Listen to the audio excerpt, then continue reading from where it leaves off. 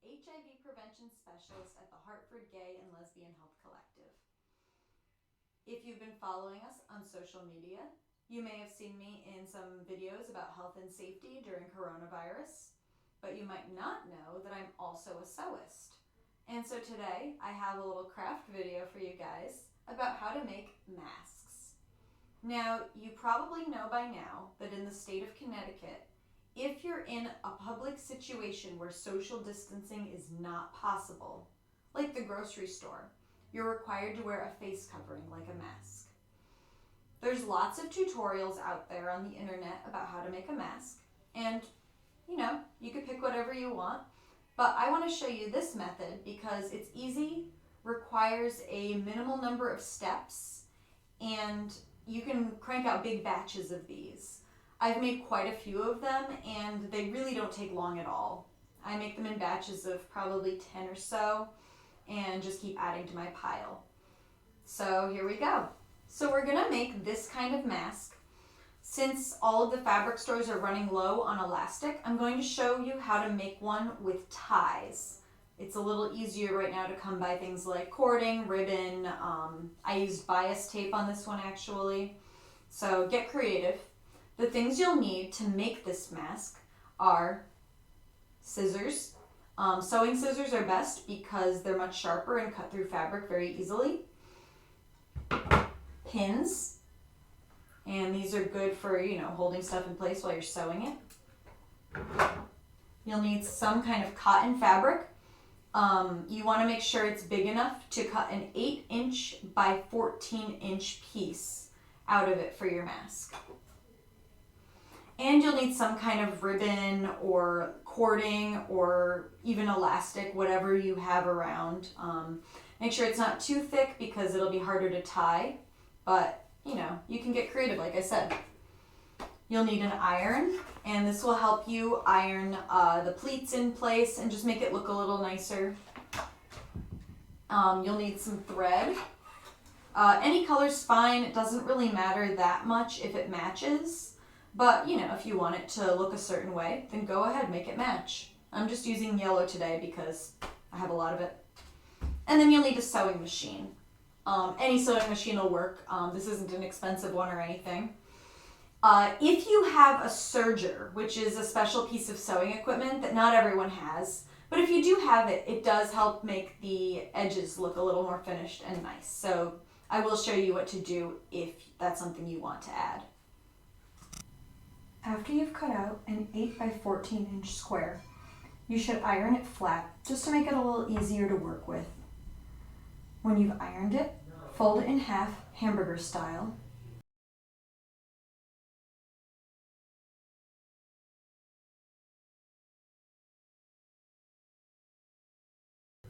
After that, pin the raw edge because you'll be sewing along that. I put in 3 pins. That'll usually hold it together just fine.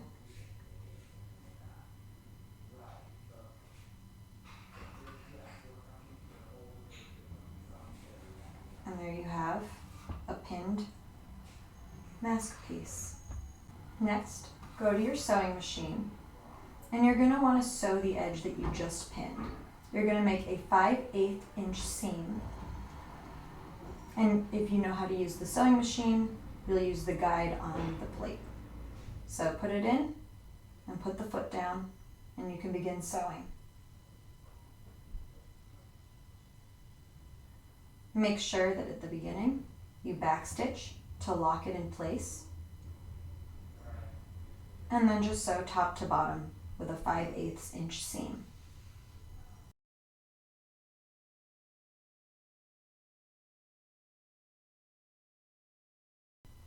At the bottom, make sure you remember to backstitch again. Lift the foot, take it out of the machine, and trim the strings.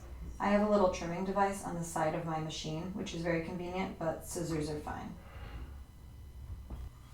Next, you'll want to iron the seam.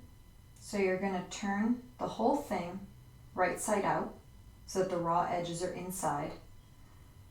Fold it so that the seam is on the top edge of the rectangle. and then just iron it flat so it's a nice smooth rectangle.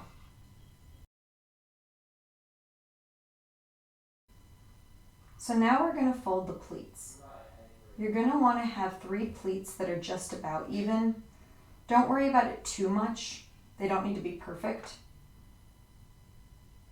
So as you can see, I'm making a fold, holding it down flat with my hand and pinning it on either edge right where it's folded to hold it in place for sewing.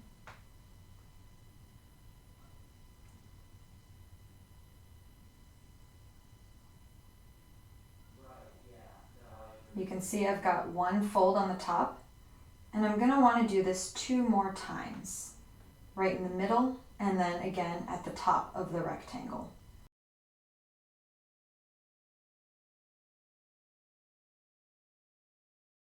After you've pinned your 3 pleats in place, it'll kind of look like an accordion almost. Iron it flat, making sure not to iron over the pins, especially if they have plastic heads. I just ironed the center part of the pleats. So now use your sewing scissors to cut about 15-inch lengths of ribbon or whatever you're using for your ties. You can use a ruler, or you can even just measure from your fingertips to your elbow. That's about 15 inches or so. And I mean, you don't need to be exact as usual. It just needs to tie around your head. You're going to need 4 lengths of ribbon for each mask. Now we're going to attach the straps. First, take one of your straps that you've cut and place it in the top corner of your mask so that the strap is laying flat across your mask. Now pin it in place.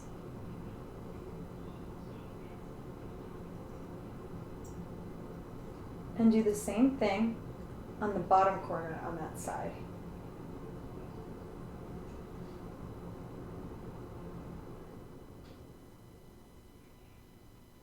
Then repeat the same process on the other side.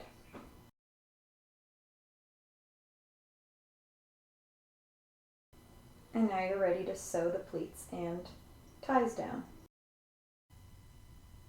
So now head back over to your sewing machine. You want to make sure that the straps are laid across the mask, just like I'm doing. Again, you're going to sew at 5/8 of an inch using the plate to measure. Put down the foot on the sewing machine. And just like your last seam, you're going to sew from top to bottom, making sure to backstitch at the top and the bottom to lock your stitches in place.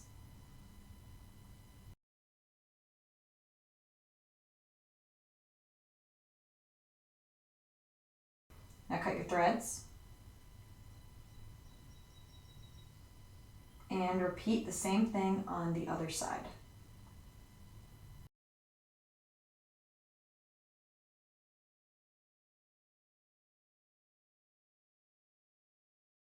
Backstitch at the end to lock your stitches in. Cut the threads. And you've got the pleats sewn down and the straps attached. Now this next step is optional, but if you have a serger, I do find that it finishes off the raw edges really nicely. So all you want to do is just serge off the raw edges so that it doesn't unravel or anything like that.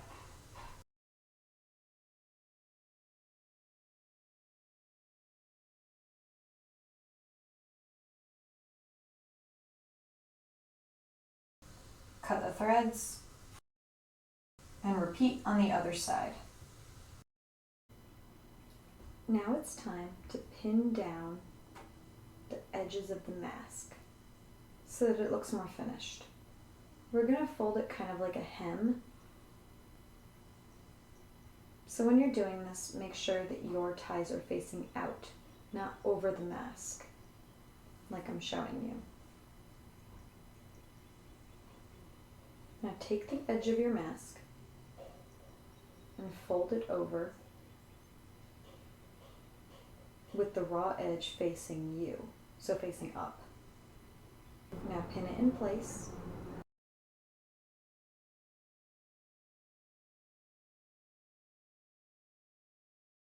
And you should have something like that.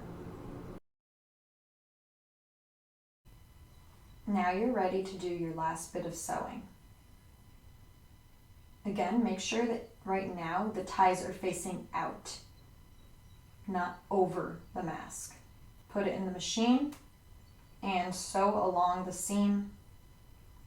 I would put the raw edge facing up just so you can see what you're doing a little better.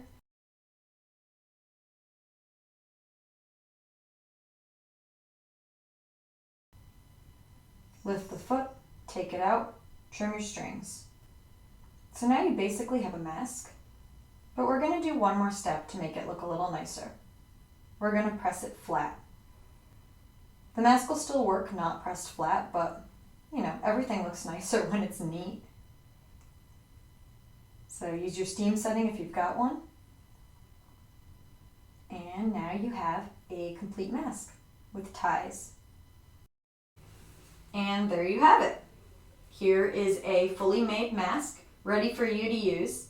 Make sure that you wash it in between every use, and also that it covers your entire nose, mouth, and under your chin when you use it. I did do another video a few weeks ago about how to properly use a mask. It's called Masks and Gloves, What's the Deal? And I encourage you to go back and look at that, make sure you're using it right and everything.